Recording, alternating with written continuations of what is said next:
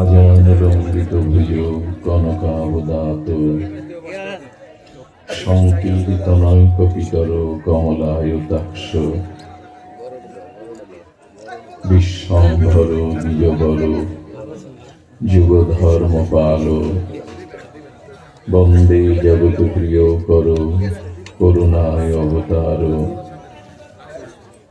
নম ত্রিকাল সত্তায় ছ জগন্নাথ সুতায় ছ সবিত্রায় সপুত্রায় সকলত্রায়তে নমঃ।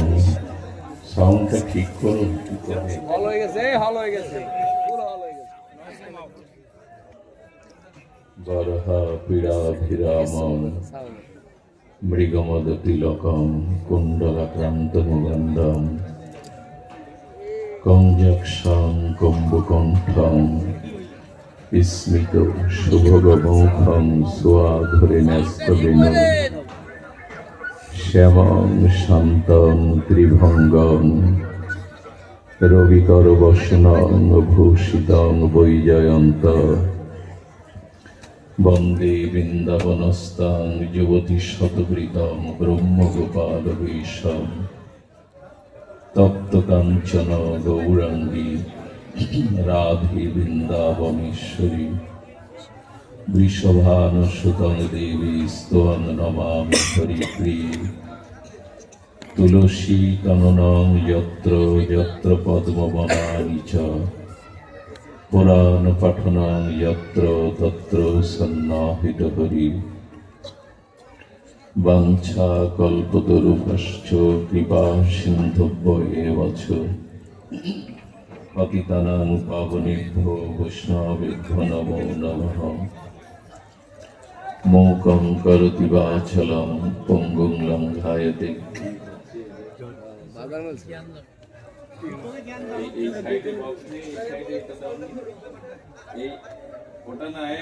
বক্সটা ঘুরে দাও, বক্সটা ঘুরে দাও, এই বক্সটা ঘুরে দাও, কানেকশন দাও, বক্সটা ঘুরে দাও এটা। আরে মনিটর মানুষের মধ্যে থাকলে চার ভাই ওইটাই বক্সটা ঘুরে দাও, এই বক্সটা ঘুরে দাও, ওই একটা ঘুরে দাও। তমহং বন্দে পরমানন্দমাধবম। আস্তে একজন বলে, আরে এটা কানেকশন নিচ্ছে না। নারায়ণ নমস্কৃতং নরং চৈব নরোত্তমং দেবীং সরস্বতীং ব্যাসং তত জয় মধুরায়ত। ওম নমো ভগবতে বাসুদেবায়। জয় রূপ সনাতন ভট্ট রঘুনাথ শ্রীজীবগোপাল ভট্ট দাস রঘুনাথ। এই ছয় গোস্বামীর করি চরণ বন্ধন, যাহা হইতে বিঘ্ন নাশ অভীষ্ট পুরাণ। দুর্গমে প্রতিমেন্ধস্য স্খলদ পাদ গতির্মোহ সকৃপা যষ্টিদানেন সন্ত সন্ত বলম্বনম। হরে কৃষ্ণ কৃষ্ণ কৃষ্ণ হরে হরে, হরে রাম রাম রাম হরে।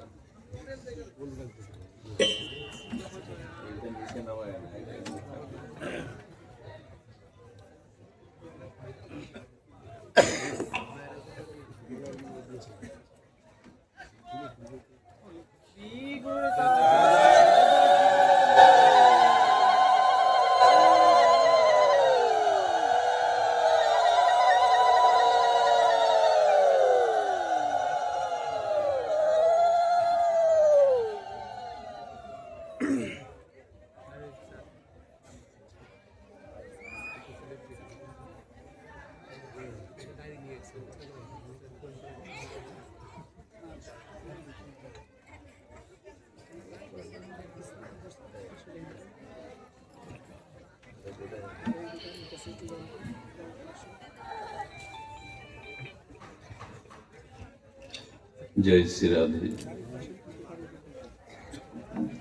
শরীর বাগমন ভিজাত কর্ম প্রারভতে নর, ন্যায্যং বা বিপরীতং বা পঞ্চায়তে তস্য হেতবে। কলিযুগ পাবন অবতার, পরম প্রেমময়, প্রেম পরতত্ত্ব সীমা, রাস বিলাসের চরম পরিণতি, প্রেম বিভক্ত বিলাস শ্রীমূর্তি, নিখিল পরাৎপর ভক্তবৎসল, অকারণ করুণা বরণালয়, শচীনন্দন শ্রী শ্রী নদিয়া বিহারী গৌর হরি, প্রেম চিন্তামণি দাতা শিরোমণি, অক্রোধ পরমানন্দ পতিতের বন্ধু, পতিত উদ্ধারণ পতিত পাবন, শ্রী ছিল নিতাই চাঁদের মহন কম্পায়, শ্রী শ্রী গান্ধার্বিকা গিরিধারী অহেতুকী করুণায়, এই ভাগবতীয় ভক্তিময় আনন্দময় কল্যাণময় ভাগবত নিকেতনে হরিকথার প্রারম্ভে অস্মদীয় পরমারাধ্য জীবন সর্বস্ব জীবন ধন প্রাতঃস্মরণীয় পরম বন্দনীয় শ্রী শিল গুরু মহারাজের রাতুল আতুল চরণারবিন্দে পরাধ্য কোটি ধন্যবাদ প্রণতি। মহাপ্রভুর প্রিয় অনুরাগী সংকীর্তন আচার্য বিদগণ, পরম বৈষ্ণবজন, সাধুজন, মহন্তজন, সুধীজন, শ্রদ্ধাশীলা ধর্মশীলা কল্যাণিয়া ভগবতী অংশ সম্ভূতা মাতৃগণ, সকল ভক্তচরণে সশ্রদ্ধ দণ্ডবত প্রণতি।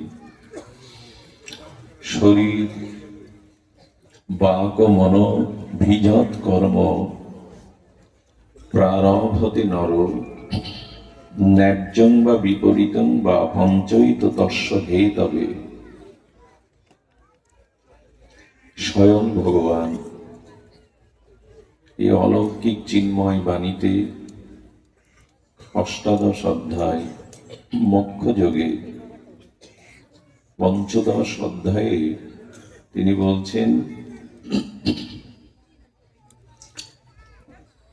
মানুষের এই শরীর, মন এবং বাক্য, এই শরীর মন বাক্য দ্বারা যদি সে যথাযথ শাস্ত্রীয় আর সাধুগুরুর নির্দেশিত পথে এটি ক্রিয়াশীল রাখে, তখন এই মন বাক্য শরীর দ্বারা সে ভগবত প্রাপ্তি করতে পারে। আর যদি অকার্যচিত অর্থাৎ শাস্ত্র এবং সাধু বর্জিত যদি সে শরীর মন এবং বাক্য শাস্ত্র বর্জিত জীবন চর্চার পথে পরিচালনা করে, তবে এই তিনটি দ্বারাই তার পতন হয়, স্খলন হয়, নরকগামী হয়।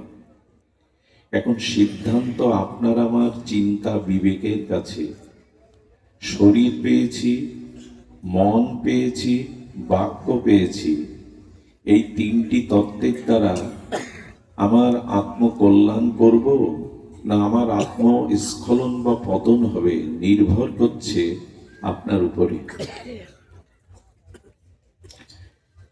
সিঁড়ি দিয়ে আপনি উপরে উঠুন, নিষেধ নাই, আবার আপনি প্রয়োজনে নিচে নামুন, একটি তো সিঁড়ি।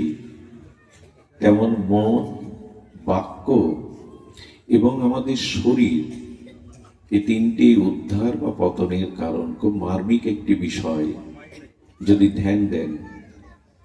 আচ্ছা, আমরা যে শরীর পেয়েছি, এখানে নরনারী, শিশু, কিশোর, মূর্খ, বিদ্বান, ভিখারি এবং রাজা প্রত্যেকের শরীর একই উপাদান দিয়ে তৈরি। এমন নয় যে যুবরাজের শরীরটা কিছু বেশি উপাদান দিয়ে গঠন করেছেন ভগবান। সকলের শরীরে একই 5 তত্ত্ব বিরাজমান, কম বেশি নাই। আচ্ছা, শরীর একই বস্তু দিয়ে, একই উপাদান দিয়ে প্রত্যেকের শরীর নির্মাণ হয়েছে। আবার ভগবান বললেন রাজার জন্য বা প্রজার জন্য 24 ঘন্টা সময় সকলের জন্য বরাদ্দ। দিন রাত 24 ঘন্টা রাজা বেশি প্রয়োজনীয় বলে তার জন্য 26 বা 28 ঘন্টা নয়, সকলের জন্য 24 ঘন্টা। আবার সকলের জন্য সূর্য, চন্দ্র, মাটি, বায়ু, জল সমানভাবে আমি দিয়েছি।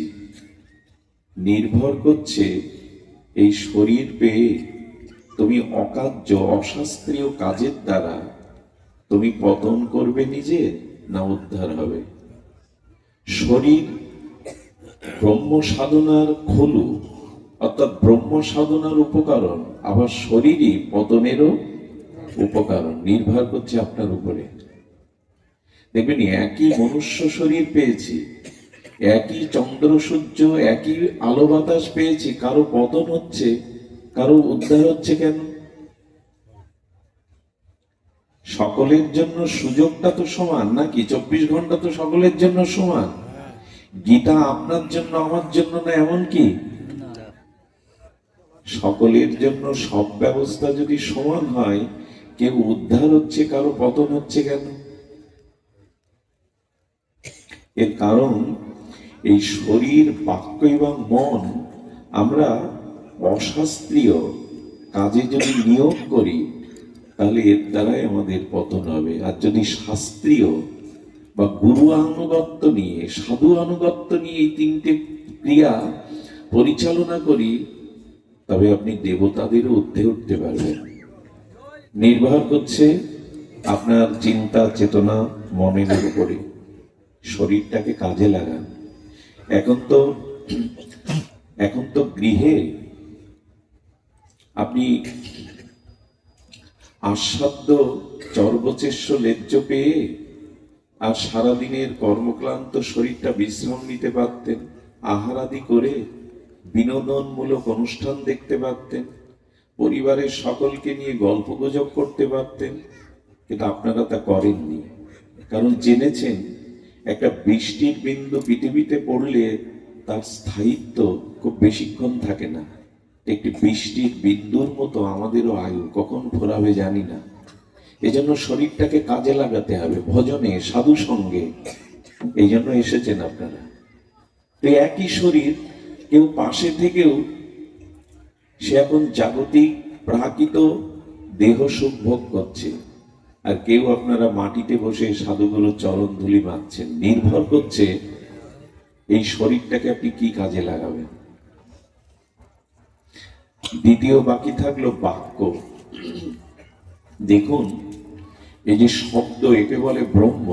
শব্দ, খুব ধ্যান দিন, শব্দ ব্রহ্ম।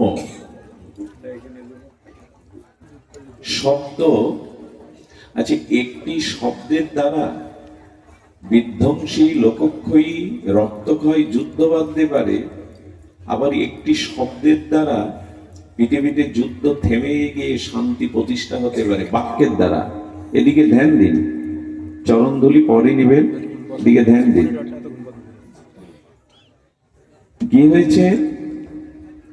একটি বাক্যের দ্বারা লোকক্ষয় এবং ভয়ানক যুদ্ধ সংগঠিত হতে পারে, আবার এই বাক্যের দ্বারা শান্তি প্রতিষ্ঠা হতে পারে। শব্দ ব্রহ্ম, পরম ব্রহ্মকে নিস্নাত হলে পরম ব্রহ্ম পাওয়া যায়। আবার এই শব্দ দ্বারা যদি অশাস্ত্রীয় শব্দ আপনি প্রয়োগ করেন, তাহলে এই শব্দের দ্বারাই আপনার অধঃপতন নিশ্চিত হতে পারে। কেমন জানেন? কুরুক্ষেত্রের এত বড় ভয়ানক লোকক্ষয়, রক্তের বন্যা বয়ে গিয়েছিল শুধু একটা শব্দের কারণে। এই জন্য মুখের বাক্যগুলো খুব হিসাব করে প্রয়োগ করতে হবে। দুর্যোধন ভগবান শ্রীকৃষ্ণকেই বলেছিল, কথাটি আপনাদের জানা, বিনা যুদ্ধে সুচাগ্র মেদিনী। এই কথাটাই কুরুক্ষেত্রের যুদ্ধ বাঁধিয়ে দিল। শ্রীকৃষ্ণ সন্ধি বা শান্তির প্রস্তাব নিয়ে গিয়েছিলেন, কিন্তু বলেছিল বিনা যুদ্ধে আমি ছুঁচের অগ্রে মেদিনী, মানে মাটি। ভগবান কৃষ্ণ বললেন, গ্যাংগ্রিন আঙুলে হলে অপারেশন করতে হবে, তাহলে পুরো শরীর নষ্ট হয়ে যাবে। দুর্যোধনের এই একটা বাক্যেই শতভাই হারালো, তাদের ভাতৃবধূগণ বিধবা হলো, রক্তের গঙ্গা বয়ে গেল। কুরুক্ষেত্রের এই বিধ্বংসী ভয়ানক লোকক্ষয় পৃথিবীতে এর মতো আর হয়নি একটা বাক্যের দ্বারা। তিনি আপনার মুখের একটা কথার দ্বারা ভক্তি চলে গিয়ে অপরাধে আপনার পতন হতে পারে, জীবন বিধ্বংসী হতে পারে। এই জন্য ঠাকুর মশাই বলেছেন, প্রয়োজন ছাড়া আন কথা মুখে বলবেন না। 10টা আন কথা বললে তার মধ্যে 2-4টি অপরাধমূলক পরনিন্দা সাধুনিন্দা এসে যাবে, যার দ্বারা আপনার ভজনে বিঘাতক হয়ে অন্তরায় হয়ে যেতে পারে। কথা যত সংযত বলবেন, কথা যত শাস্ত্রীয় বলবেন, কথা যত বিবেক এবং বিচার দ্বারা বলবেন, ততই বাক্য আপনার আত্মকল্যাণের, আপনার উদ্ধারের পথ রচনা করে দেবে। আবার এই বাক্যই জগতে পতন স্খলনের কারণ হয়ে দাঁড়াবে। নির্ভর করছে আপনার উপরে। এখানে কেন এসেছেন জানেন? নিজের আত্মকল্যাণের জন্য এই মহাজন বাণী, ভাগবত গীতার চিন্ময় বাণী, সাধু মহতের অনুভব বেদ্য ভজন অনুভূতির রসে এই বাণীগুলো ধারণ করার জন্য, বিবেককে জাগানোর জন্য। একটি কথায়, মন্থরার একটি কথায় অযোধ্যাকে আগুন লাগিয়ে দিল। দশরথের মৃত্যুর কারণ হলো ভগবানকে বনবাসে যেতে হলো, কইকেয়ী সুমিত্রা কৌশল্যাকে বিধবা হতে হলো শুধু মন্থরার একটি কথায়। আমরা কি বলি কথা? হিসাব করে বলি? ঠাকুরমশাই বললেন, পারমার্থিক কথা ছাড়া যেটুকু প্রয়োজন সেটুকুই বলো। কথাই নির্ণয় করে দেয় তোমার ব্যক্তিত্ব, তোমার চলা বলা, আর যা কিছু যুদ্ধ বিগ্রহ তাই বাক্য বাণের দ্বারা। কাউকে তীর বা বাণ মারলে ক্ষতস্থানটা নিরাময় হয়ে যেতে পারে, কিন্তু বাক্যবান এমন একটা বাণ, এর ক্ষত সারা জীবনেও সারে না। লক্ষ্য করেছেন? বাক্যবান এটা এই যুদ্ধের বাণের থেকে ভয়ানক। কারো গায়ে তীরের বাণ লাগলে নিরাময় হতে পারে, কয়েক বছরে সেরে যেতে পারে, কিন্তু বাক্যবাণটা সারা জীবন ক্ষত তৈরি করে। দ্রৌপদীকে অপমান করার এই স্পৃহাটা, বস্ত্রহরণীর স্পৃহাটা দুর্যোধনের কবে জেগেছিল জানেন? ইন্দ্রপ্রস্থে গিয়েছিল দুর্যোধন। ভগবান শ্রীকৃষ্ণ বিশ্বকর্মার দ্বারা নির্মাণ করেছিলেন এই চিন্ময় একটি গৃহ, ইন্দ্রপ্রস্থ। ওখানে জল আছে সামনে, কিন্তু মনে হবে সমান। দুর্যোধন ওই সমান জায়গা মনে করে ওখানে হাঁটতে গিয়ে জলে পড়ে গিয়ে হাবুডুবু খেল। দ্রৌপদী উপহাস করে একটা কথা বলেছিল, অন্ধের পুত্র তো অন্ধই হয়। দুর্যোধন মনে মনে প্রতিজ্ঞা করেছিল, সময় এলে প্রতিশোধ আমি তোমার বস্ত্র হরণের দ্বারা নেব। বাক্যকে সংযত করে বলুন, বাক্যটাকে নিয়ন্ত্রণ করে বলুন, তাহলে জীবনের কল্যাণের পথ রচনা হবে। হচ্ছে ভগবান শরীর বাক মন অভিত, শরীর বাক্য এবং মন এই তিনটি যদি শাস্ত্রীয় অনুকূল্যে ব্যবহার করতে পারো, তোমার উদ্ধার নিশ্চিত, তোমার কল্যাণ নিশ্চিত। তুমি দেবতাদেরও বরেণ্য আসন পেতে পারো। কিন্তু শরীর বাক্য মন যদি অশাস্ত্রীয় প্রয়োগ করো জীবনে, তোমার অধঃপতন পশুদের থেকে নিচে নেমে যাবে। আমরা সতর্ক করি। শুধু এখানে আসবো, হই হুল্লোড় করে প্রসাদ পেয়ে বাড়ি যাব, কিছু নিয়ে যাব না এমন তো নয়। আচ্ছা, ধুলাবালি মাখা শরীর আর অসুচি অপবিত্র শরীর শুদ্ধ জলে স্নানের পরে কি সেই অশুদ্ধ অপবিত্রতা বোধ থাকে না শুদ্ধ বোধ হয়? আপনি ধুলা মাটি মেখেছেন, শৌচাদি ক্রিয়া করতে গেছেন, শরীরটা অশুদ্ধ মনে হয় ঘরে প্রবেশ করেন না। শীতল জলে যখন স্নান করলেন তখন কি আর আগের মানুষ থাকলেন? সাধু সঙ্গ তাই। এসেছিলাম হৃদয়ের সেই অপবিত্রতা, হৃদয়ের সেই অশুদ্ধতা ধুতে, স্নান করতে। এই সাধু সরোবরে হরিকথার পবিত্র ভক্তির জলে স্নান করে যদি পবিত্রই না হলাম, এখানে শুধু টাকা ব্যয় করলাম, এই লাইট প্যান্ডেলে টাকা ব্যয় হলো। এদের টাকাগুলো ব্যয় হলো, আমাদের কিছু হলো না। স্নানের আগের মানুষটা আর স্নানের পরের মানুষটা এক নয়। সাধু সঙ্গ তাকেই বলে যে শরীর যে মন নিয়ে এসেছিলাম ওটা কিছু পরিবর্তন করে চলে গেলাম, এরই নাম সাধু সঙ্গ।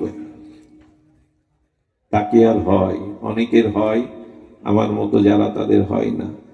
আর এই তিনটি ক্রিয়া, আরেকটি হলো মন।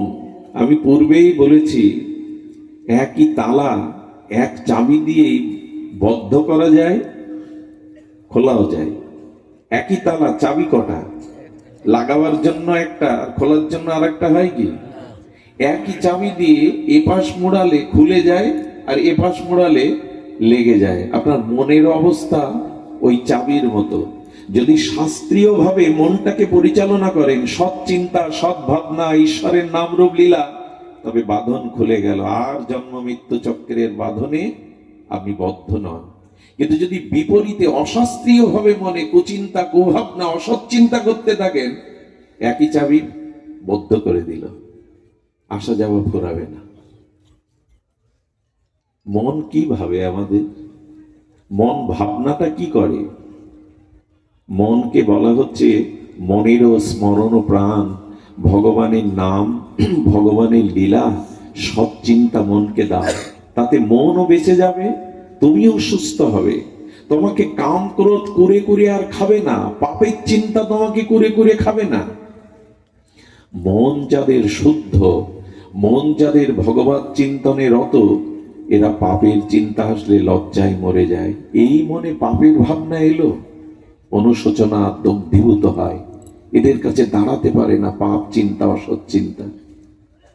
এই জন্য দয়া করে বাক্যকে, মনকে, শরীরকে শাস্ত্রীয় অনুশাসনে, শ্রীগুরু সাধুদের আনুগত্যে এটা সিঁড়ি করুন, যাতে মুক্তি পেতে পারেন, কল্যাণ পেতে পারেন, ভক্তি পেতে পারেন। কিন্তু এগুলো অশাস্ত্রীয় দ্বারা যেন নিচে না নামে, এই কথা বলবার জন্য ভগবান বলছেন যে দেখো এগুলিকে নিয়ন্ত্রণ করো। আমরা যেন এটি নিয়ন্ত্রণের পথে চলি। তবে হ্যাঁ, নিয়ন্ত্রণ বললেই হবে না। আচ্ছা লক্ষ্য করুন তো, গাছের ডালের একটা শুকনো কাঠ নদীতে পড়ে গেল, ওটা ডুববে না ভাসবে? ভাসবে, কিন্তু ডুববে। কখন ডুববে? ওই শুষ্ক কাঠটা নদীতে ভাসতে ভাসতে ওর ভিতরে জল প্রবেশ করবে, কিন্তু জল প্রবেশ করলেও কাঠ ডোবে না। নদীতে যে পলি মাটি আছে না, নদীতে যে মাটি আছে, বালি আছে, ওগুলোই জলের সাথে সাথে ওর গায়ে জড়িয়ে যাবে। যত ধুলাগুলি, পলি মাটিগুলো জমবে, ওর ভিতরে নদীর জল যত প্রবেশ করবে, তখনই আর কাঠটা অনেক কাল জোয়ার ভাটায় ভাসছিল তখন ডুবে যাবে। ঠিক তেমনি আমাদের মনটা যদি এই সংসার সাগরে ভাসতে ভাসতে কোনোদিন সাধুগুরুর এই হরিকথারূপ অমৃত রস আমাদের হৃদয়ে যেতে থাকে কর্ণ দিয়ে, আর সাধুগুরুর চরণ ধুলি যদি মাখতে থাকে, একদিন না একদিন ভগবান প্রেম সাগরে ডুবে যাবে। ডোবা সম্ভব, ডুবে যাওয়া সম্ভব।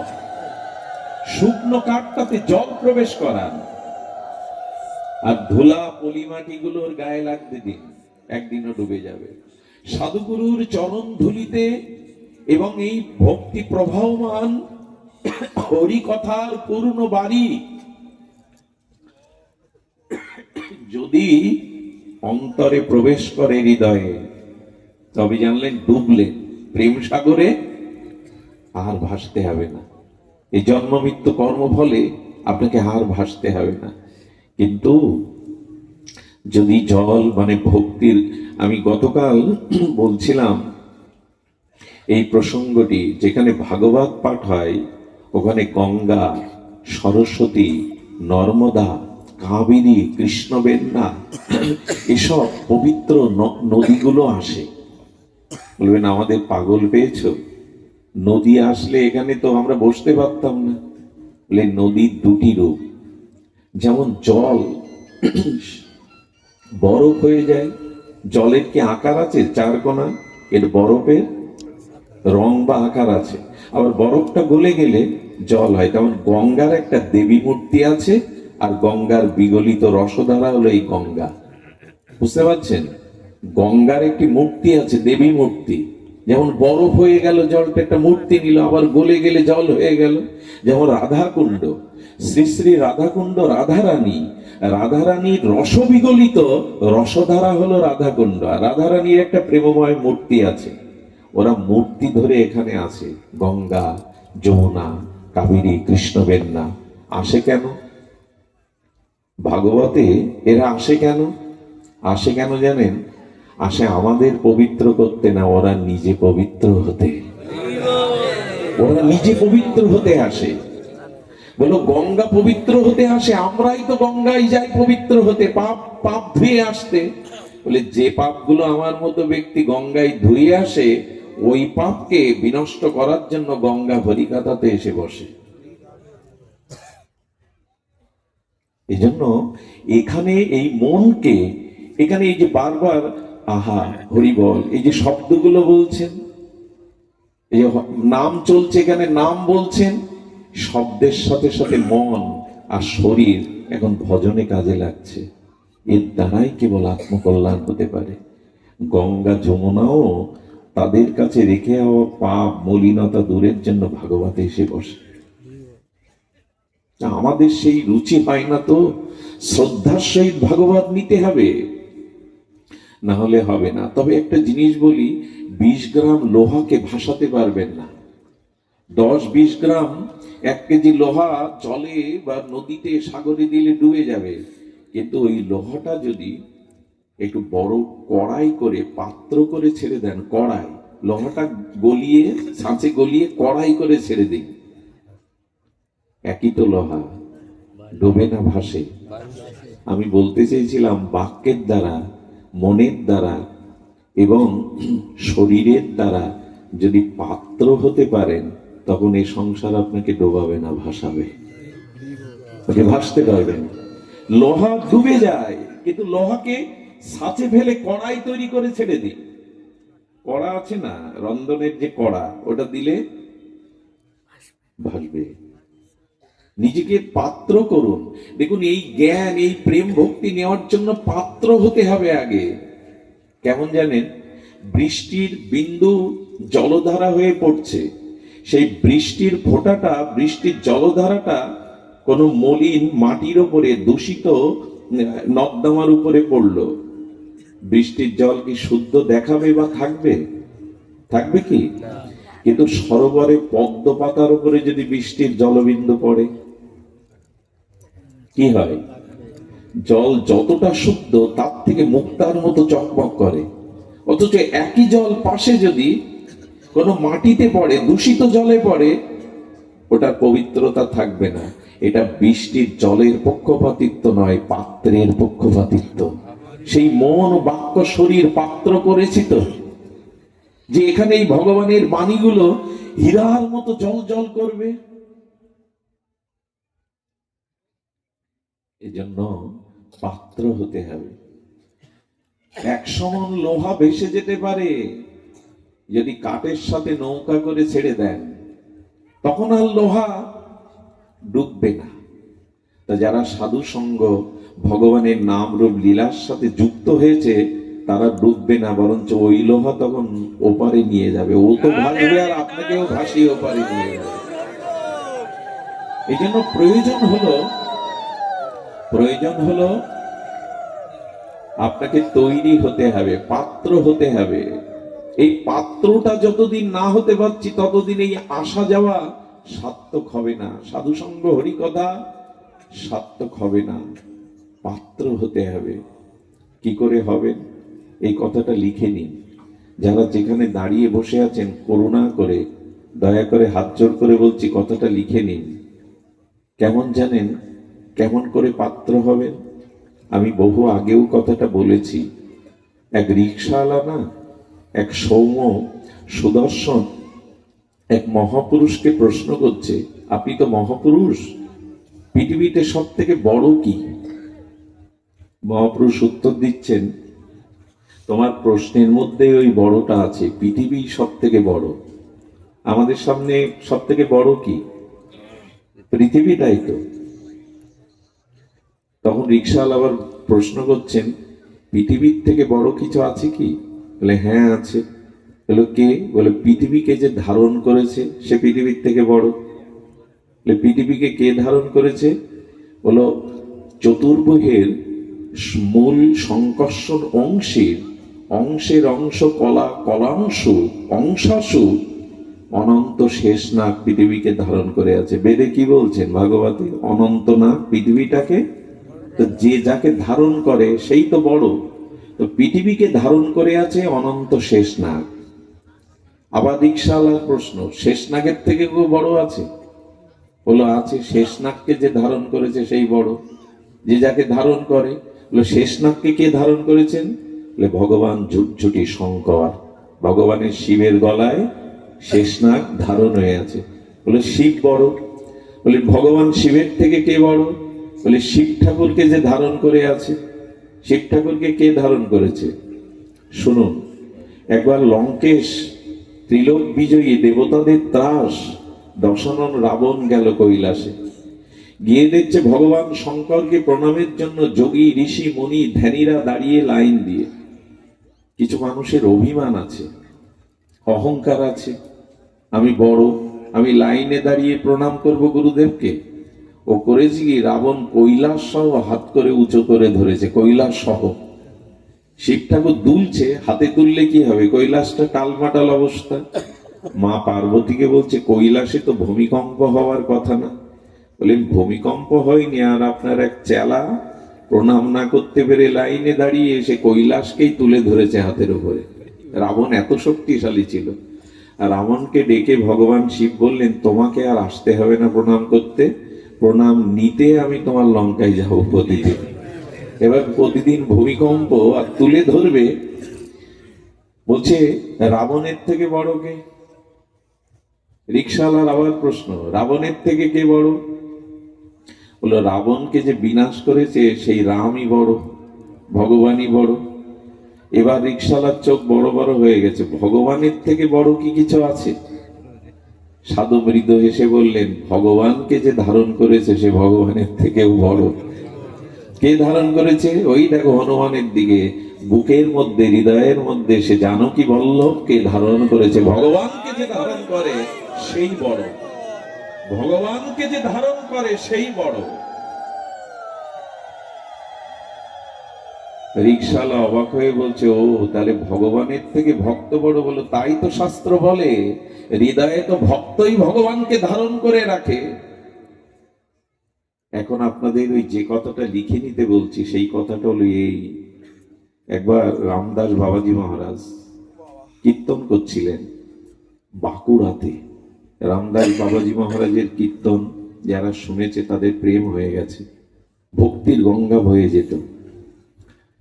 তো রামদাস বাবাজি মহারাজের কীর্তনের পরে কীর্তন শুনতে আমন্ত্রিত হয়ে এসেছিলেন ব্রহ্মজ্ঞ ঋষি, কে জানেন? জয়দয়াল গোয়েন্দাকার, গীতা প্রেজের সত্ত্বাধিকারী ছিলেন।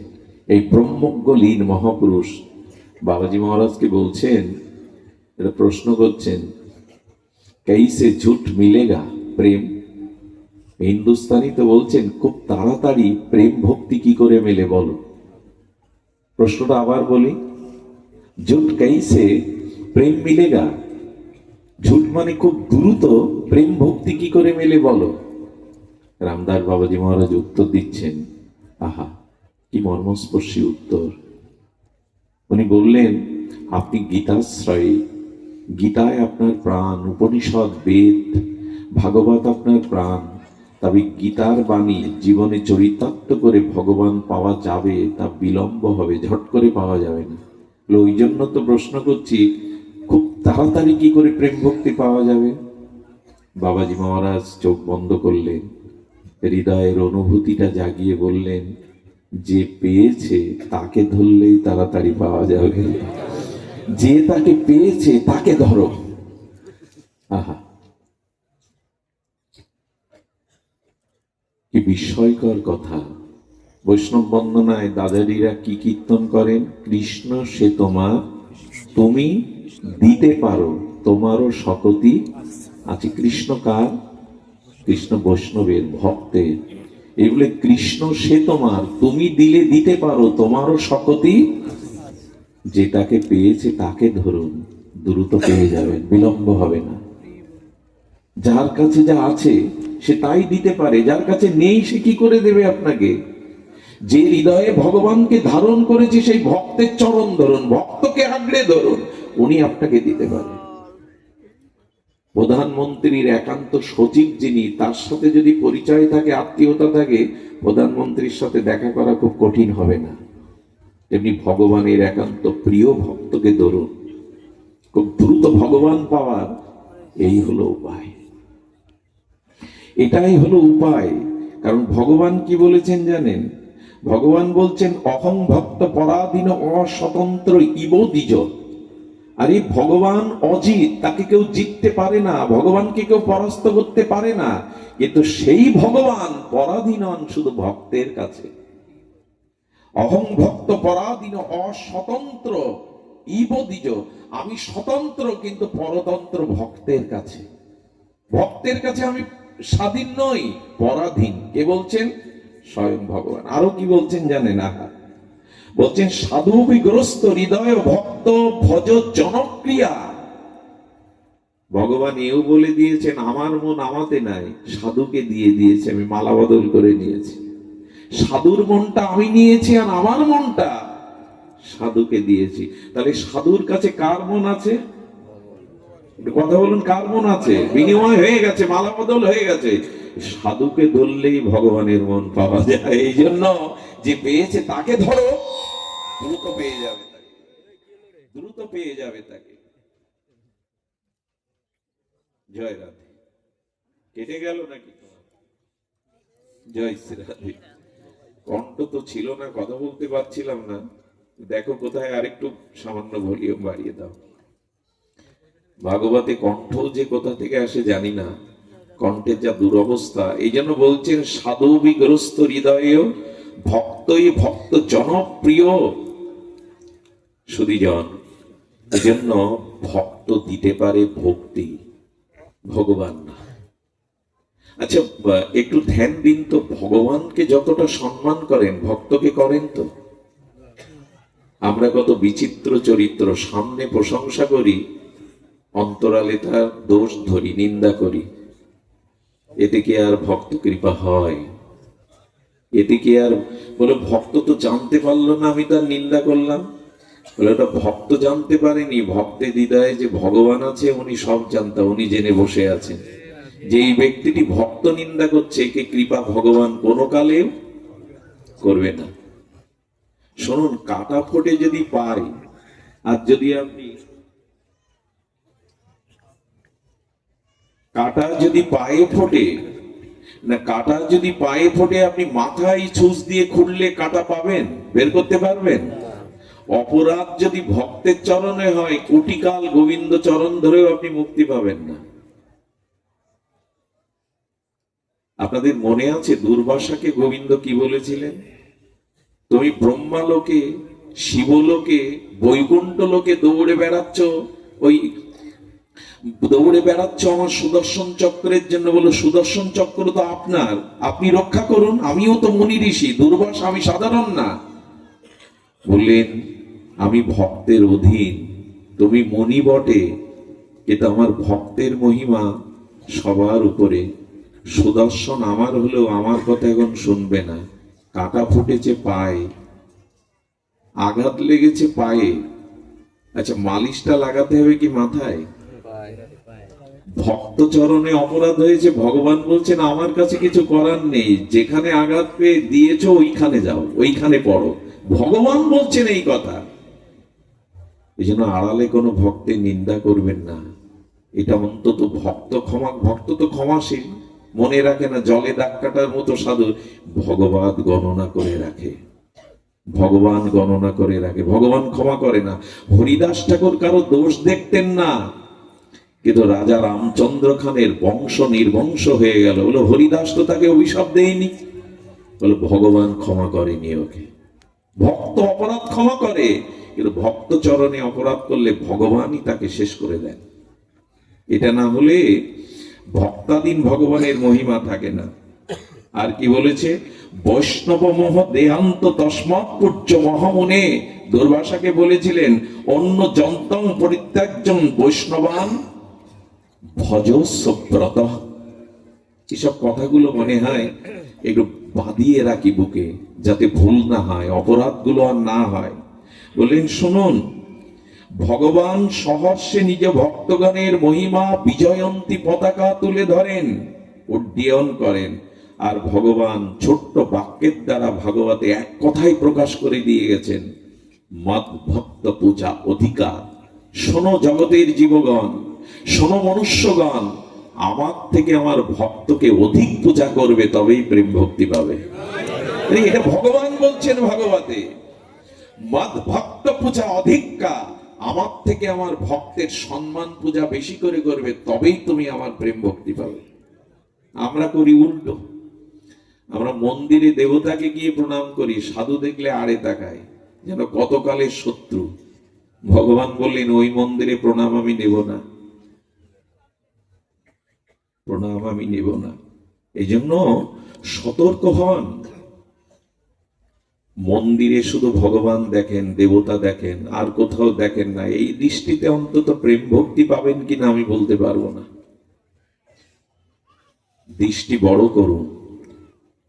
সব থেকে বড়, যদি জীবনে মহৎ হতে চান, অন্যের দোষ দেখবেন না।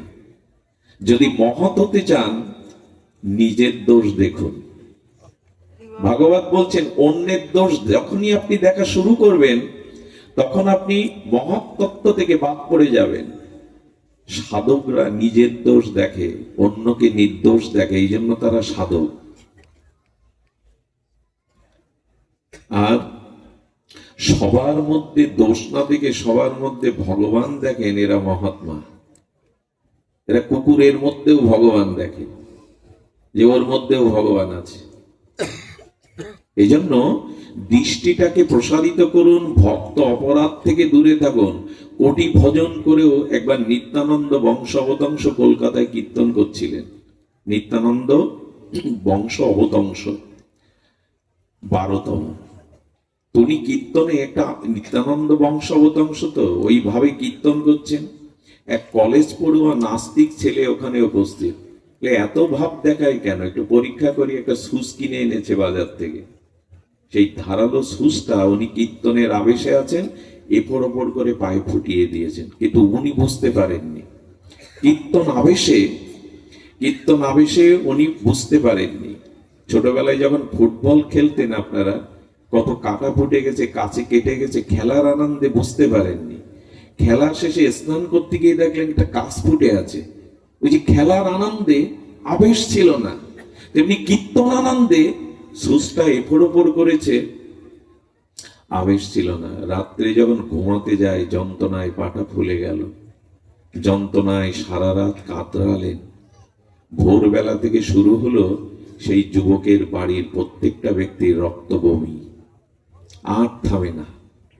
হাসপাতালে মৃত্যুর সাথে যখন পাঞ্জা লড়ছে, একজন প্রাজ্ঞ ব্যক্তি বলছেন, কোন অপরাধ কেউ করেছে তোমার গৃহে, তাড়াতাড়ি বলো কি অপরাধ, নাহলে কাউকে বাঁচানো যাবে না। ছেলেটা কাঁপতে কাঁপতে বললে, এই করেছিলাম আমি। বলো, বাঁচবার একটাই উপায়, ওনার চরণে গিয়ে ক্ষমা প্রার্থনা করো। এসে যখন কেঁদে পড়লেন, পিতা মাতা সন্তান সবার মনুষ্য অবস্থা দেখে, তখনই মাথায় হাত দিয়ে বললেন, আর কখনো কোন সাধুকে এভাবে পরীক্ষা করতে যেও না। উনি তুলে নিলেন হাত, সকলেই নিরাময় হয়ে গেল। আমাদের জীবনে যা কিছু বিঘ্ন আসে, তার কারণ হলো কোনো না কখনো আমরা কোনো ভক্ত চরণে অপরাধ করে বসি। ভগবান কোটি অপরাধ ক্ষমা করে দেন, কিন্তু ভক্ত অপরাধ ভগবান ক্ষমা করেন না। সতর্ক থাকুন, ভজন কম হোক, ভজন সাধন হরিনাম অল্প হোক, অপরাধ যেন না হয়, তাহলে পার পেয়ে যাবেন। অল্প ভজনেও প্রেম পেয়ে যাবেন। কিন্তু অপরাধ করছেন, আবার আপনি দিন রাত ভজন করছেন, বিলম্ব হবে, পাবেন না। ভজন অল্প হোক, অপরাধ কম হোক। আমি দেখেছি, একটা কথা বলি, অপরাধ নেবেন না। আমরা যখন পাঠ থেকে নামি, তখন অনেকেই এমন আচরণ করেন, প্রণাম করার জন্য একজন বৃদ্ধার গায়ে পা লেগে গেল, একটা শিশু গায়ে আপনি আঘাত দিয়ে দিলেন, কেউ আসতে গিয়ে তাকে ঠেলে ফেলে দিলেন। আচ্ছা, ওই ভক্ত যদি মনে কষ্ট পেয়ে আপনার দিকে একবার অপরাধের দৃষ্টি দিয়ে তাকায় না, এরকম সাধুর 1 কোটি জন্ম চরণ ধুলি নিয়ে আপনি পার পাবেন না। আপনি কেন মঙ্গল নিতে গিয়ে অপরাধে জড়িয়ে যাচ্ছেন? আচ্ছা, এইখানে যদি কোনো মহাপুরুষ আসে, তার পায়ে হাত দিয়ে প্রণাম করা লাগবে না, তিনি চলে গেলেন, তবু তার পায়ের ধুলো পাবেন, কারণ ধুলোটা তিনি নিয়ে যেতে পারেননি, এখানে রেখে গেছেন। ধুলোটা উনি নিয়ে যেতে পারেননি, চরণ নিয়ে উনি চলে গেছেন, কিন্তু ধুলোটা উনি নিয়ে যেতে পারেন। বৃন্দাবনের থেকে ভগবান নিত্য লীলায় অপ্রকট লীলায় চলে গেছেন, কিন্তু বৃন্দাবনের ধুলি গোবিন্দ সাথে নিয়ে যাননি। সব থেকে মহাত্মারা কি করে জানেন? সাধু চলে গেলে ওই যাওয়ার পথের দিকে তাকিয়ে থাকে, যেখানে যেখানে সে চরণ রেখেছিল ওই ধুলিটা নিয়ে মাথায় মাখে। একজনকে গা দিয়ে আঘাত দিয়ে, একজন বৃদ্ধাকে কষ্ট দিয়ে আপনি চরণ ধুলি নেওয়ার জন্য ব্যস্ত হয়ে গেলেন, এতে যে অপরাধ হলো তাতে 1 প্রণামে কাজ হবে না। সাবধান থাকবেন, ভজনে যেন অপরাধ না জড়িয়ে যায়। পায়ে প্রণাম করলেই সব হয়ে যায় এরকম না, কাছে গিয়ে প্রণাম করতে হয় এমন না।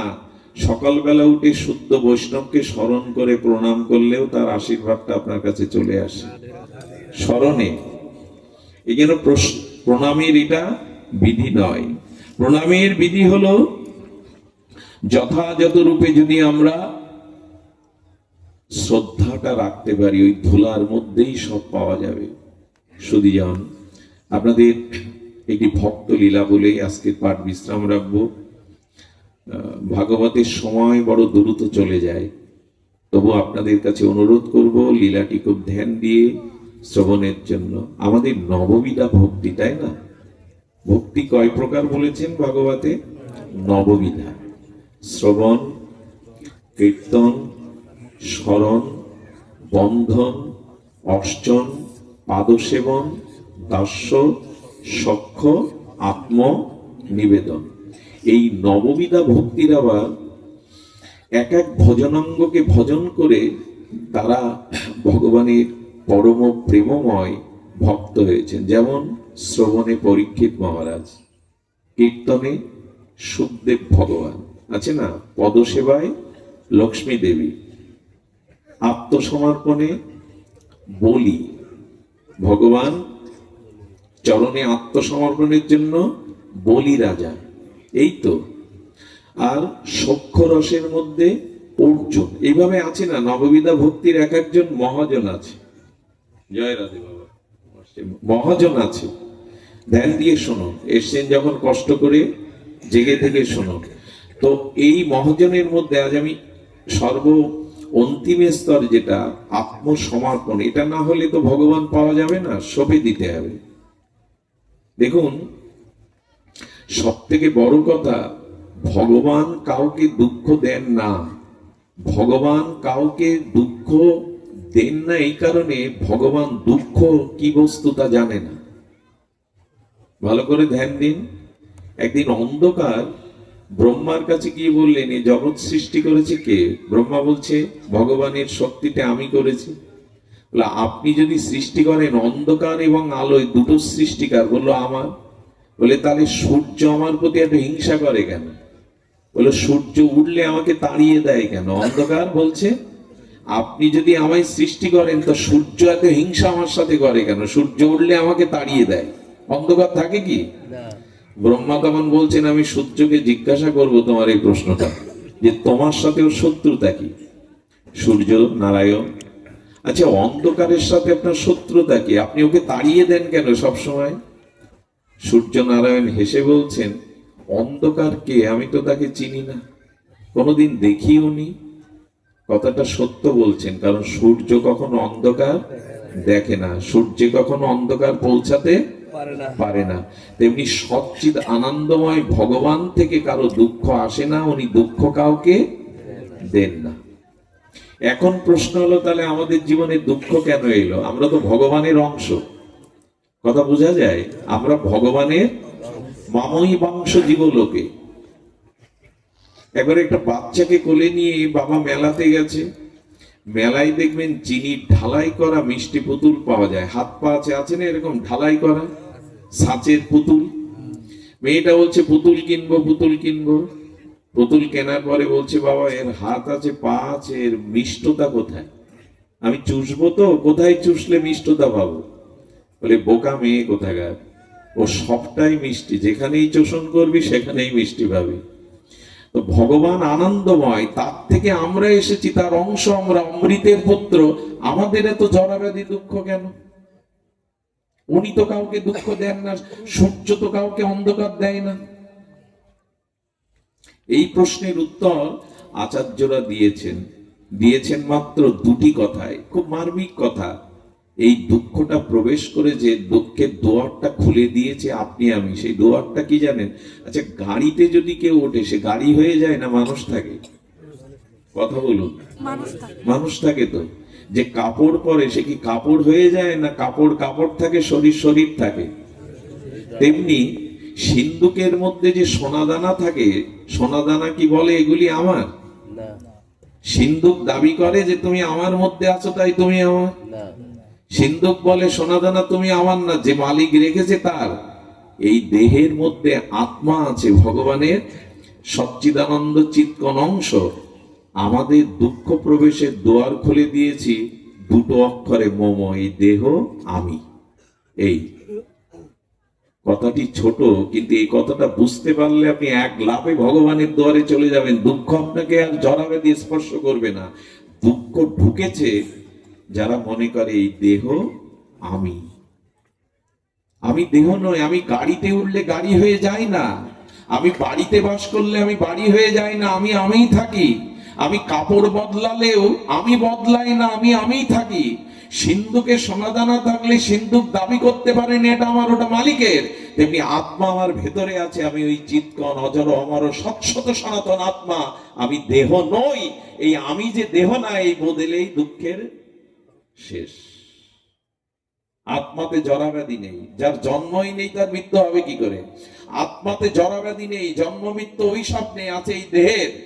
কারণ আমি আমাকে এই দেহ মনে করেছে, আমি দেহ নই। এই কথাটাই তো গীতায় বারবার বোঝাচ্ছেন, তুমি দেহ নই। এই জন্য মো আর মো একসাথে করলে কি হয়? মম। এই যে আমার, আমি এবং দেহ আমি আর স্ত্রী পুত্র আমার, এই হলো দুঃখ জরা ব্যাধি প্রবেশের দুয়ার।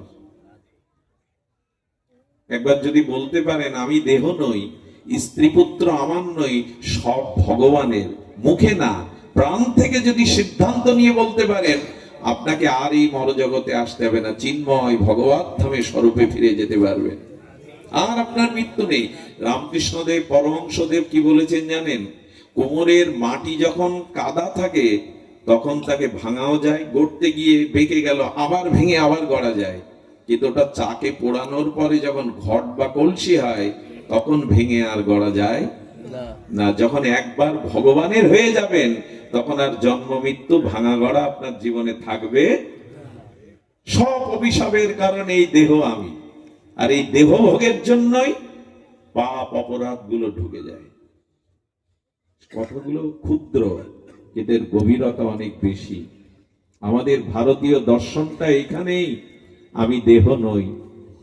এই জন্য দুটি জিনিসের প্রতি আমাদের আসক্তি। কয়টা জিনিসের প্রতি? দুটি। একটা হলো শরীর আর একটা হলো সম্পদ। ভগবানে আত্মসমর্পণ করেছিলেন কে? কে করেছিলেন? বলি মহারাজ। আসুন তার দিব্য চরিত্র কথা সামান্য, খুব অদ্ভুত এই চরিত্র কথা। বলি মহারাজ আত্মসমর্পণ করেছিলেন, আর আত্মসমর্পণ মানে দেহ সম্পদকে চিরতরে নিঃস্বার্থভাবে ভগবানকে অর্পণ করার নামই হলো আত্ম। আমি তোমার হলাম, এই ভগবান তোমার চরণে সব দিলাম, অথচ মনে লুকিয়ে থাকলো আমার আমার, এটা আত্মসমর্পণ নয়। আত্মসমর্পণ তাকে কাকে বলে? আমাদের কাছে সব থেকে প্রিয় দুটি জিনিস, শরীর আর সম্পদ। দেখবেন মানুষ শরীরের থেকে মাঝে মাঝে সম্পদকে বেশি ভালোবাসে। কিরকম ভালোবাসে জানেন? ডাকাত এলো তো টাকা পয়সা দিতে চায় না, ছুরির সামনে মরে, কিন্তু টাকাটা অর্থাৎ সম্পদ তার দেহ থেকে, প্রাণের থেকে সে বেশি ভালোবেসেছে। লক্ষ্য করবেন, এই শরীর এবং সম্পদ যদি চিরতরে ভগবানের চরণে কেউ চিরদিনের মতো সমর্পণ করতে পারে, এরই নামই হলো আত্মসমর্পণ। এটা করেছিলেন কে? বলি মহারাজ। এর ইতিহাস বড়, এই লীলা বড় অপূর্ব, চিন্ময়, আস্বাদনের। এটি দিতে পেরেছিলেন। আসলে আমরা ফুল বাতাসা দেই, ঠাকুরের সামনে 500 টাকার সন্দেশ কিনে নিয়ে যায়, বড় একটা মালা কিনে নিয়ে যায়, বড় জোর অর্থবিত্ত ফুল বাতাসা, মালা, চন্দন, ধূপ দীপ ভগবানকে দেই, কিন্তু নিজের শরীরকে আর নিজের সম্পদকে যেদিন চিরতরে তার চরণে দিতে পারবে, এরই নাম হবে। আর ভগবান ওটাই চাইছেন, তুমি সবটা দাও, আমার হিসাব পরিষ্কার, আমিও সব তোমায় দিয়ে দেব। ভগবান অঙ্কে খুব কাঁচা। ভগবান অঙ্ক শুধু ওইটুকু বোঝেন, আমাকে 16 আনা দিলে আমি তোমাকে 16 আনা দিয়ে দেব। বক্স তো সমস্যা হবেই। গান বাজনায় বক্স এত ভালো থাকে, গানের কনসার্টে পদাবলী কীর্তনে জুড়ি নেই বক্সের। সারা জায়গায় এই ভাগবতে গিয়ে সমস্যা। আসলে ভাগবতের মূল্যায়ন কম হয়। 1 ঘন্টা আগে পদাবলী কীর্তনের এসে মাইক ঠিক করে, এই সাউন্ড এই করো। আমি তো সব বুঝিও না, কি বলবো ওদের। ভাগবতে এত অনীহা কেন বুঝি না। যেখানে ভাগবত দেবেন অন্তত শব্দযন্ত্র যে বোঝে তাকে বসাবেন। গানের কনসার্টে সে শব্দের জুড়ি নেই। লতা মঙ্গেশকরের, কুমার শানুর কণ্ঠ হওয়াও গেলে মনে হয় লতা গাইছে। কণ্ঠের এত জাদু শব্দযন্ত্রের, ভাগবতেই শুধু সমস্যা। ধ্যান দিন। আমরা বলছিলাম এই সবটুকু নিজের জন্য কিছু রাখলেন তো। আমি দৃষ্টান্তে কিন্তু বলি, আমি যদি কীর্তনিয়া দাদাকে খালি গায়ে আলিঙ্গন করি, ওনার অঙ্গের সাথে আমার অঙ্গের একটা জায়গা মিশবে না যদি উপনয়ন থাকে আমার গলায়।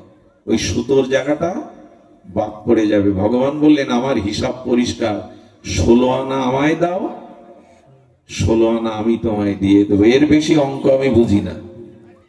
আর একটা জিনিস বলি, কথাটা লিখে নিন। এতবার বলি লিখে নিন কেন জানেন? যাতে মনে থেকে যায়। অপমান করা কথাটা তো 5 বছর 10 বছর মনে থাকে, এই কথা কেন থাকবে না? আমি যদি কাউকে দাঁড় করিয়ে কটূক্তি করি, অপমান করি, এটা সে 5 বছরেও ভুলবে না, সারা জীবনেও ভুলবে না। এ কথা কেন ভুলবেন?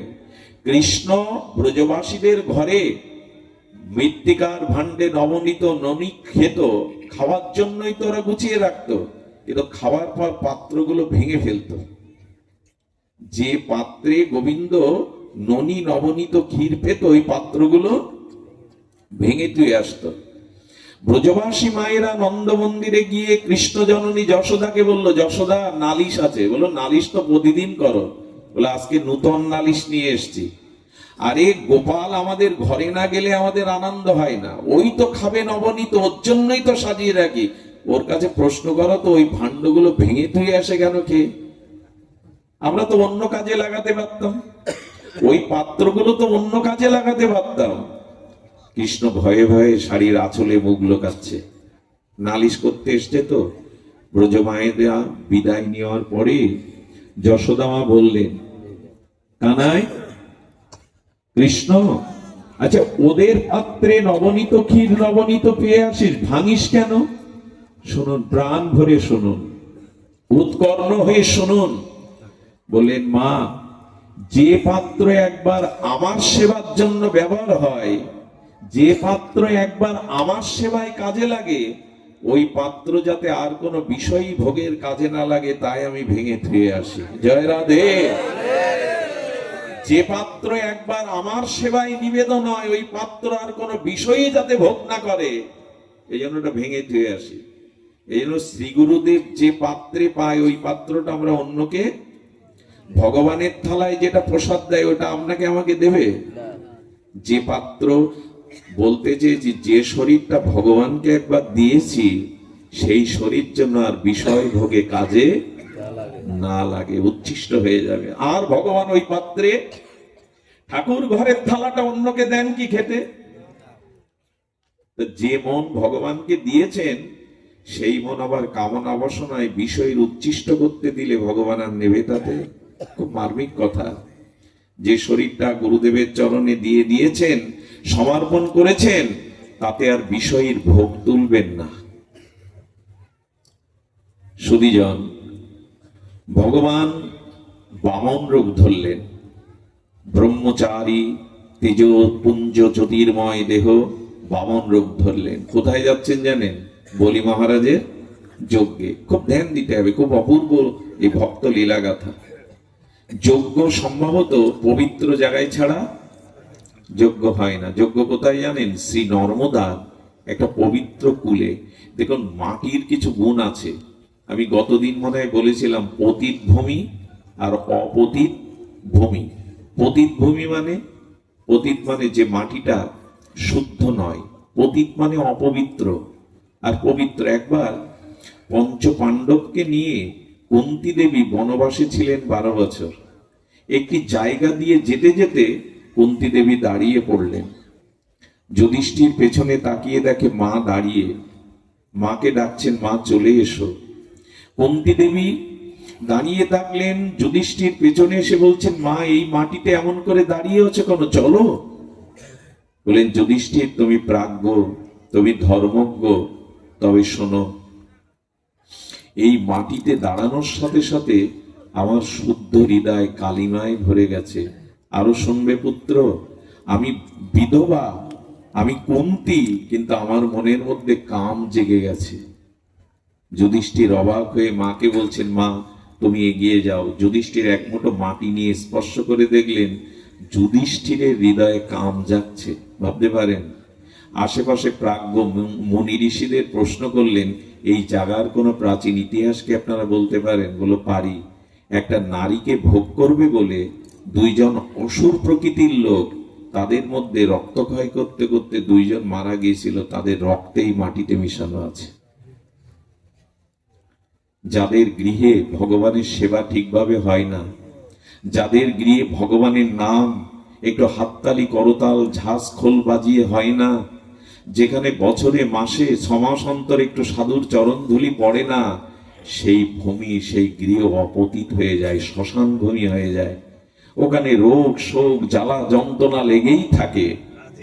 এই জন্য ভূমিটা পাবন করুন। কেন বলছি জানি? এই যে চাতালটা, এখান থেকে 4 ঘন্টা আগে যে চাতাল ছিল, এখন কি সেই চাতাল? এখন এখানে দেবতারা মুনি ঋষিরা অলক্ষ্যে হনুমান রাধা মাধব এসে দাঁড়িয়েছেন। এই চাতালটার 5 ঘন্টার আগের চাতাল নয়। আপনাদের চরণ ধুলিতে হরিকথা হরি নামে এটা এখন পাবন ভূমি হয়ে গেছে। যেখানে ভগবানের নাম হয়, সাধুগুরুর চরণ ধুলি পড়ে, সেই ভূমিটা অপবিত্র থাকে না, পবিত্র ভূমিতে রূপান্তরিত হয়। আমরা ঘরে সাধু ডাকি তো, আমরা খুব ডাকি, জামাই আদর বুঝি, আত্মীয় স্বজনের আদর বুঝি, তা বুঝুন, ক্ষতি নেই। কিন্তু জামাই আদরের সাথে সাথে বৈষ্ণব আদরটাও করুন, নালে ওই ভূমি অপতিত হয়ে যাবে। ভিক্ষা করে হলেও একবার গুরুদেবকে গৃহে আনবেন, দুমুঠো অন্ন বৈষ্ণবদের সাধুদের সজ্জনকে দিবেন, সেই ভূমি পবিত্র হয়ে যায়। যেখানে সাধু প্রবেশ করে সেখানে দেবতারা পুষ্পবৃষ্টি করতে শুরু করে। সুধীজন, এই কথা এই কারণে বলছি যে কুন্তীর মতো মাতাশ্রীর হৃদয়েও কামনা জেগে গেল শুধু অপতিত ভূমির দোষের কারণে। শুনুন, তবে যজ্ঞ করতে গেলে পবিত্র ভূমি লাগে। শ্রী নর্মদার তীরে এই যজ্ঞ করছেন বলি মহারাজ। সেই যজ্ঞে যাওয়ার জন্য ভগবান বামন আর ছোট ছোট চরণ, কি তেজপুঞ্জ দিব্য দেহ চলেছেন। কিন্তু শ্রী নর্মদার ওপারে যজ্ঞ, ভগবান এপারে আছে। ভগবান পার হতে পারে না, কিন্তু ভগবানের একটি লীলার সাথে 5-7টা লীলা জড়িত। এমন যেমন 3 নন 5 নন, তো ভগবান এক লীলা করতে গিয়ে 5-7টা লীলা করে বসেন। এক লীলায় কার্য করেন প্রভু 5-7। চৈতন্য চরিতামৃতে বলছেন প্রভু এক লীলাতে 5-7টা লীলা করে বসেন। যেমন অনেকগুলো ফুল দিয়ে মালা হয়েছে, একই সুতাতেই তো এক লীলাতে ভগবান অনেকগুলো লীলা করেন। এক ব্রাহ্মণ পবিত্র যাজ্ঞিক ব্রাহ্মণে স্নান করছিল, উনি দেখলে এরকম কারো রূপ হয়? এই যে বামন অবতার ধরেছে না ভগবান, কোটি সূর্য প্রভা জ্যোতি, ইনি নিশ্চয়ই কোনো অসাধারণ কেউ। ভগবান কি করছেন জানেন বামনদেব? একবার শ্রী নর্দমার জলে প্রবেশ করছেন, আবার উঠে আসছেন, এভাবে যখন বারবার করছেন, তখন ব্রাহ্মণ বলছেন, কে আপনি? জ্যোতির্ময় পুরুষ, আপনি কেন নর্মদার মা নর্দমার ভেতরে যাচ্ছেন আর আসছেন? বললেন, পার হয়ে ওপারে যাব বলে। তো বলে, যেতে পারছেন না? বলে, নর্মদার স্রোত বড় প্রবল, আমি একটু নেমে দেখলাম ওই স্রোতে আমি ভেসে যাব। ভগবান কি ভেসে যায়? দেখুন লীলাটা কি। বলছেন, আমি যেতে পারছি না। তো বলেন, আচ্ছা আপনি? বললেন, আমি 100 রকমের সাঁতার জানি, আমি বসেও ওপারে যেতে পারি, হেঁটেও যেতে পারি। যাজ্ঞিক ব্রাহ্মণ তো অনেক অলৌকিক শক্তির অধিকারী। ভগবান আসলে ওকে কৃপা করবে বলে বলছে, তাহলে আপনি আমাকে পার করুন। বলে, আমি আপনাকে পার করব, কিন্তু আপনি কোথায় যেতে চান? নর্মদা মায়ের ওপারে বলবেন তো। বললেন, বলি মহারাজ যজ্ঞ করছেন, আমি সেই যজ্ঞ দান গ্রহণের জন্য যাচ্ছি। তখন বলছে, ও, বলি মহারাজ তো দাতা শিরোমণি। উনি তখন মনে মনে ফোন দিয়ে এটেছেন, আমি আপনাকে পার করে দিতে পারি একটি সত্য, বলি মহারাজ দাতা শিরোমণি, আপনাকে যা দান দেবেন তার অর্ধেক আমার। ভগবান হাসতেন মনে মনে, বলে, ঠিক আছে, যা দান পাবো আপনাকে অর্ধেক দেব। বলে, তাহলে চিন্তা নেই, কাঁধে উঠুন। বটু ভগবান, বামন ভগবান তাকে কাঁধে নিয়েছে, কাঁধে নিয়ে বলছে, 2 পাটা ঘাড়ের 2 দিক দিয়ে দেন। যখন শ্রী মা নর্মদার প্রবল স্রোতে প্রবেশ করেছে, উনি হেঁটে হেঁটেই যাচ্ছেন, এটা কিন্তু সাধুরা পারে, হেঁটে হেঁটে যাচ্ছেন, তখন ওই স্রোতে ওনার চরণটা বারবার বেঁধে যাচ্ছে। উনি চরণ দুটা সমান করে দিয়েছেন, সমান্তরাল স্ট্রেট করে দিয়েছেন। যেই ফিরাতে গেছেন, এই ব্রাহ্মণ তো যাজ্ঞিক শাস্ত্রীয় ব্রাহ্মণ, দেখছে ওনার চরণে 19টা দিব্য চিহ্ন। আমি এক সাধুকে প্রশ্ন করেছিলাম, এখন তো প্রায় সব ভগবান সেজে বসে, সত্য যুগের ভগবান নারায়ণ, ত্রেতাতে দেখলাম রঘুপতি রামচন্দ্র, দাপারে কৃষ্ণ, এখন কলিত যেই একটু মন্ত্র দেয়, যেই একটু, কে যেন আমার একটা ছবি, মানে আপনাদের মায়ের এবং আমার একটা ছবি পদ্ম ফুলের উপরে দিয়েছে। আমি এই নেট বুঝি না, আমি একটা নাম্বার সেভ করতে পারি না, অনুরোধ করবে এইসবে কেউ দিবেন না, এতে বাবাজিরা, বৃন্দাবনবাসী বৈষ্ণবরা কষ্ট পায়। বা বিল্লমঙ্গল, বা গুরুদেবের কৃপায় 2টো কথা বলতে শিখে পদ্মের পাতার উপরে বসতে শিখেছ, কি বলবো বলুন তো? তাদের খুব কষ্ট হয়, এগুলো করবেন না। আমরা কোনো মানুষকে হঠাৎ ভগবান বানিয়ে বসি, হাতে চক্র দেই, পদ্ম ফুলের উপরে দাঁড়িয়ে তাকে ভগবান বানিয়ে ফেলি। খবরদার। আমি সাধুকে প্রশ্ন করেছিলাম, হ্যাঁ মহাপুরুষ হন আপনি মহাপুরুষ হন, ভক্ত হন, ভগবান হতে যাবেন না। আমি সাধুকে প্রশ্ন করেছিলাম, কলিতে তো সকলেই আমরা ভগবান সাজতে ভালোবাসি, ভগবান হতে ভালোবাসি, ভগবান কাকে বলবো? এক কথায় উত্তর দিলেন, যার চরণে দিব্য 19টা চিহ্ন আছে, তিনি ছাড়া অন্য কেউ ভগবান নন। এই এক কথায় উত্তর। ভগবান চেনা যায় চরণে। ধ্বজ, অঙ্কুশ, কলস আর স্বস্তিক, ধেনু, এভাবে 19টা চিহ্ন রাধারানীর চরণে, গোবিন্দের চরণে, মহাপ্রভুর চরণে আরো বেশি, 48টা। ভগবান চেনা যাবে চরণে। যে কেউ দাবি করলে আমি ভগবান, হবে না। ভগবান চিনতে হবে চরণে। সুধীজন যেই চরণ দেখেছেন, বলছেন, আমি ভগবানকে কাঁধে নিয়েছি, এত ভাগ্য আমার, এত কৃপা তোমার ভগবান। চরণ দোকানা জড়িয়ে ধরে আর যাচ্ছে না। ভগবান বামন বললেন, কি গো, পার করে দেবে? তুমি দাঁড়িয়ে গেলে। বলছেন, আপনি মনে মনে বলছেন, ভগবানকে কাঁধে নিয়েছে আমি, তার চরণ আমার বুকে। আনন্দে কেঁদে ফেলেছেন। বললেন, আমি আর পার হব না। বলে, কেন? বলে, আগের চুক্তিটা বাতিল করতে হবে, তবে পার হব। দেখুন ভগবানকে পেলে কি হয়, ভক্তি পেলে কি হয়। আগের চুক্তি কি ছিল? দাম যা পাবেন 50-50। এখন ভুল করেছে, ভগবান পেয়েছে তো। তখন বললেন, আমাকে ওপারে নিয়ে যাওয়ার জন্য নূতন চুক্তি প্রস্তাবনা করো। বললেন, প্রভু, চুক্তি একটাই, আজ আমি আপনাকে পার করে দেব, কথা দিন ভব সংসার আপনি নিজে হাতে আমাকে পার করে দেবেন, আর কিছু চাই না। দেখুন, ভগবানকে পেলে, ভক্তি পেলে তার বুদ্ধি শুদ্ধ হয়ে যায়। একটা জিনিস জানুন, যখন আপনার স্বরূপ স্মৃতি জাগবে, ভক্তি জাগবে, তখন ভগবানের কাছে আর কিছু তার চরণ সেবা ছাড়া যতদিন চাওয়া পাওয়া থাকবে, জানবেন আপনার স্বরূপ স্মৃতি জাগেনি, ভগবত স্মৃতি কাঁদছে আর বলছে, প্রভু আজ আমি পার করে দেব। আসলে ওই লীলাটা করার জন্যই কাঁদে উঠেছেন ভগবান, নাহলে পার হতে পারেন না উনি।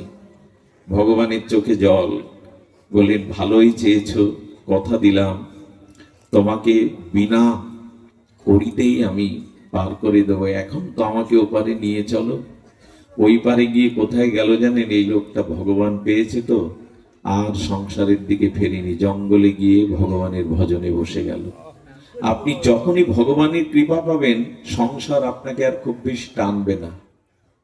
সংসারের বিষয় বৈভব, অর্থবিত্ত, যশ খ্যাতি, রূপ যৌবন, ভোগ বিলাস, এটা আপনাকে আর টানবে না। তখন মন নিত্য নিরন্তর তার ভজনেই ডুব দিতে চাইবে। ভগবান বামন গেলেন, আর বলিরাজের যজ্ঞ সবাই যখন উপস্থিত হলেন, যেন আকাশ বাতাসকে অনুরাগের আবির মাখানো জ্যোতিতে ভরে গেল, ভগবানের অঙ্গ জ্যোতিতে। বলি মহারাজ সিংহাসন থেকে উঠে বসলেন। ইনি সাধারণ ব্রাহ্মণ না, ইনি কোনো অলৌকিক লোকপ্রিয় কোনো ভগবানের কৃপা শক্তি প্রাপ্ত। উঠে গিয়ে চরণ বন্দনা করলেন, চরণ প্রক্ষালন করলেন, মালা চন্দন দিয়ে আরতি দেখালেন। এটাই রীতি, এটাই সাধুগুরু বৈষ্ণব পেলে, মহাত্মা পেলে এটাই রীতি। নিজে রাজা, তবু উঠে গেলেন। উঠে গিয়ে যখন বলছেন, কি সেবা করতে পারি আপনার? যজ্ঞ মানে দান, কি সেবা করতে পারি? বললেন, আমি যা চাইবো, প্রতিজ্ঞা করতে হবে, তা দান দেবেন। বললেন, সর্বস্ব দিতে রাজি আছি। ভগবান বামন চেয়েছিলেন, আপনারা জানেন, ওনার চরণ কয়টা? দুটো। চাইছেন কয়টা? 3 পাদ ভূমি আমাকে। খুব রহস্যময়। ভাগবত কোনো গল্প তো নয়, উপন্যাস নয়, জীবন দর্শন, ভাগবত দর্শন, ভক্তি প্রেমের নিদর্শন। 3 পাদ ভূমি দাও। বলি মহারাজ, আচ্ছা এই বলির পূর্ব ইতিহাস শুনলে অবাক হয়ে যাবে। বলি কি সাধারণ হতে পারে যার দুয়ারে ভগবান গিয়ে চায় কিছু হাত পেতে? কেন হলো জানেন? এই বলিকে শুনুন। প্রহ্লাদ মহারাজের পুত্র বিরোচন, আর বিরোচনের পুত্র এই বলি মহারাজ। প্রহ্লাদের পুত্র বিরোচন, বিরোচনের পুত্র। কিন্তু বলি মহারাজের পূর্বজন্মের কথা যদি শোনেন, স্তম্ভিত হতে হয়। কি ছিলেন জানেন? নেশাখোর, ড্রাগে আসক্ত, পর স্ত্রীতে আসক্ত, চুরি ডাকাতি খুন এমন কোনো পাপ কর্ম করেনি, কোনো কর্ম নাই।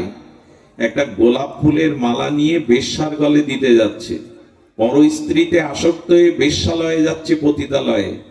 মাঝখানে দেখুন, মানুষের জীবনে মাঝে মাঝে পূর্বজন্মের সুকৃতির ফলে মাঝে মাঝে হৃদয়ে খুব সদ্ভাবনা জাগে, হৃদয়ে খুব ভালো ভাবনা জাগে।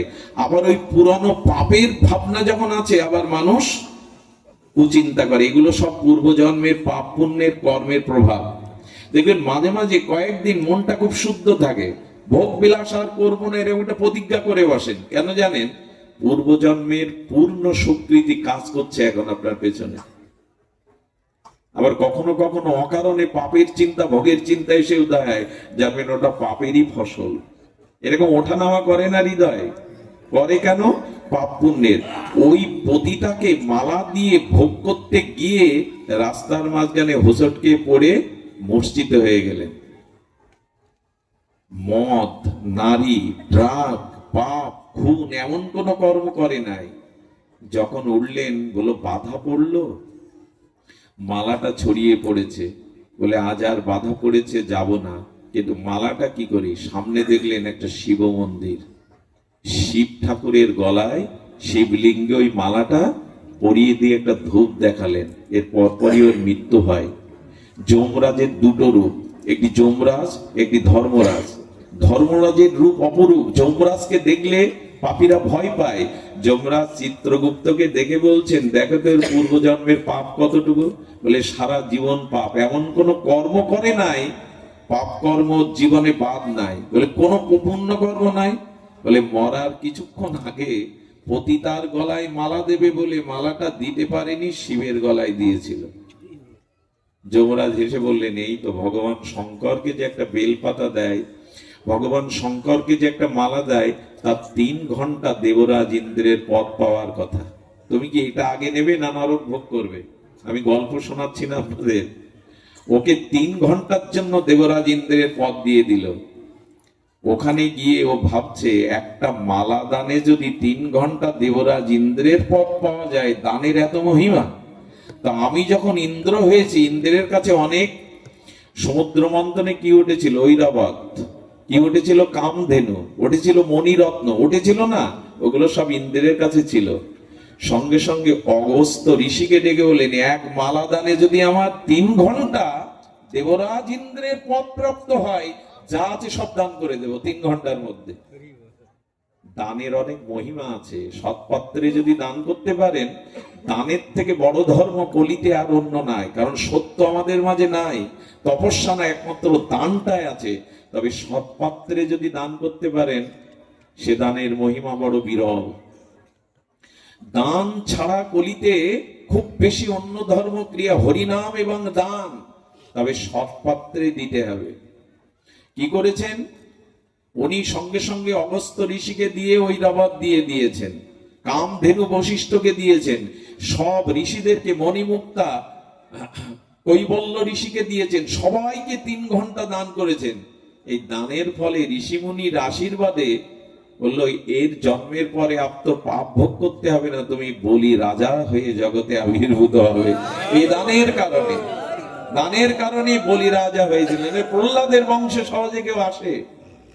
আপনি এখন ধন, ঐশ্বর্য, বিত্ত বৈভব পেয়েছেন কেন জানেন? কাউকে দিয়েছিলেন তাই পেয়েছেন। আচ্ছা, দ্রৌপদীর বস্ত্র হরণে গোবিন্দ বস্ত্র রূপে তার লজ্জা নিবারণ করলো। আজকে যখন কোনো মেয়ে অপমানিত হয়, লাঞ্ছিত হয়, তার বস্ত্র গোবিন্দ দেয় না কেন? পক্ষপাতিত্ব করে কি ভগবান? আমার কথা কি বোঝা যায়? দ্রৌপদী ডাকলো, তার বস্ত্র রূপে গোবিন্দ তার লজ্জা নিবা। আজ কোন মেয়েরা যখন ভগবানকে ডাকে, সর্বস্ব কেড়ে নেয় যখন, গোবিন্দ তাকে রক্ষা করে না কেন?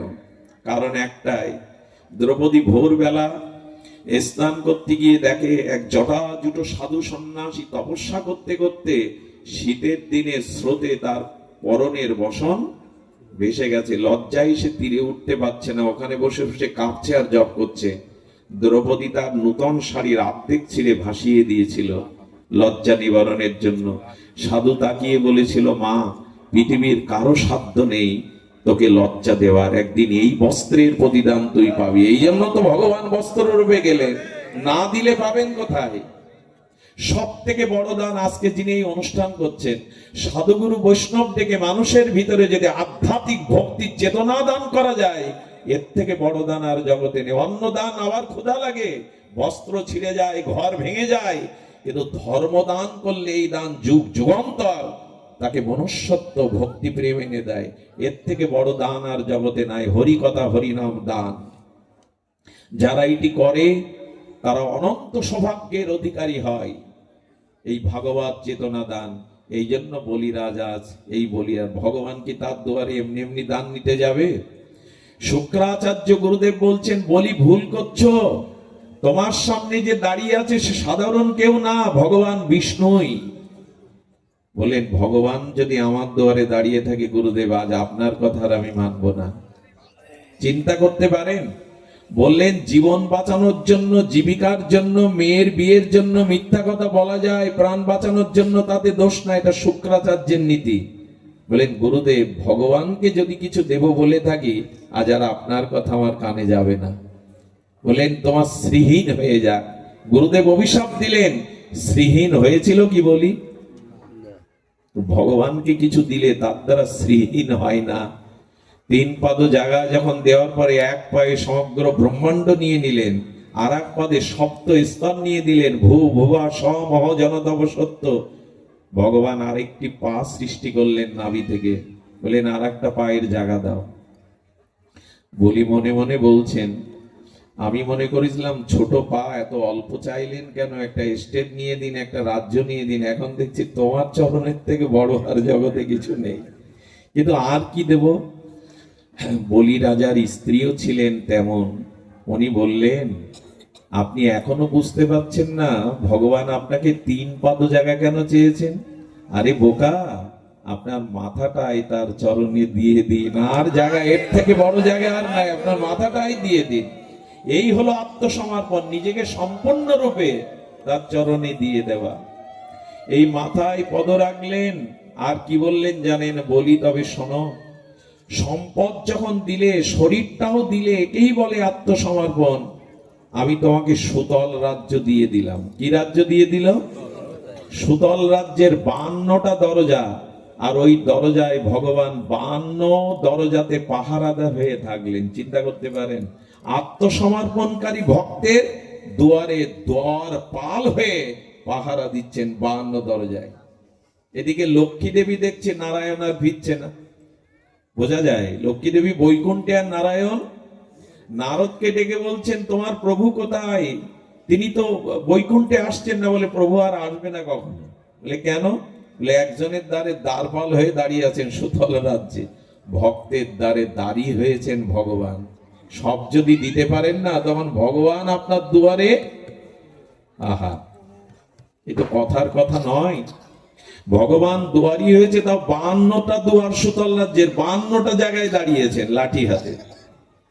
লক্ষ্মীকে নারদ বললেন, যদি ভগবানকে ফেরত চাও তো বলি রাজার কাছে গিয়ে বোন বলে, তাকে দাদা বলে, তাকে রাখি পরাও। যদি খুশি হয়ে এসে ভগবানকে দেয়, নাহলে ভগবান আর আসবে না।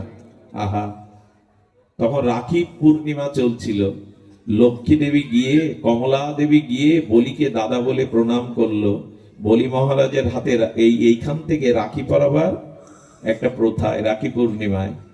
তো ভারতবর্ষে এটা পড়ায়। ওই রাখিটা পরানোর পর বলি দাতা তো বলছেন, কি চাইবো? বলে, যা চাইবো বোনকে দিতে হবে, ফেরালে হবে না।